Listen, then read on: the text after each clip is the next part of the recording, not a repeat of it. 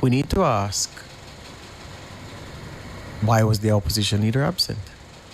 Because Indeed. if the opposition leader was well enough to do his duty as PNP president and lay a wreath at the grave of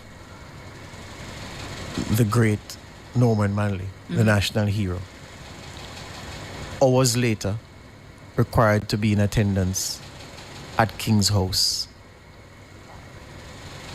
what could have caused him to not be well enough to attend upon that ceremony? And these are not small things. These are not things that we should let slide. We should not normalize these things, because I keep telling people, all it takes for the whole custom and expectation of good manners, decorum, professionalism, and good protocol, which might seem like a misnomer, good protocol, bad protocol, but there is bad protocol, yeah? But all it takes for all of those things to collapse is for all parties to become combatants at every step and say, okay, you did that, I'm going to do that. You snubbed me here, I'm going to snub you there. You didn't regard me here, I'm not going to regard you here. You didn't respect that occasion, I'm not going to respect this occasion. And then it all collapses.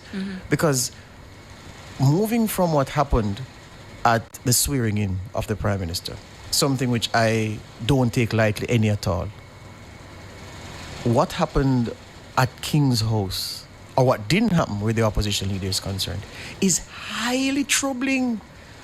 And I don't know, but you come together as the opposition party.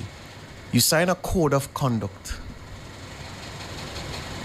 You sign a code of conduct about, the behavior that you're going to apply, the standard that you're going to maintain, the way you're going to carry out your duties with dignity.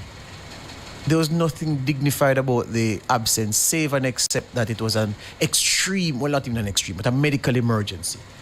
Any other excuse is not applicable. If it is not a medical emergency, Mark Golding, the leader of the opposition, ought to have been at King's House on Monday. No other excuse. And I beg the Prime Minister to continue, because he's not on that path, to continue to avoid tit for tat and to continue avoiding returning Mark Golding's energy then.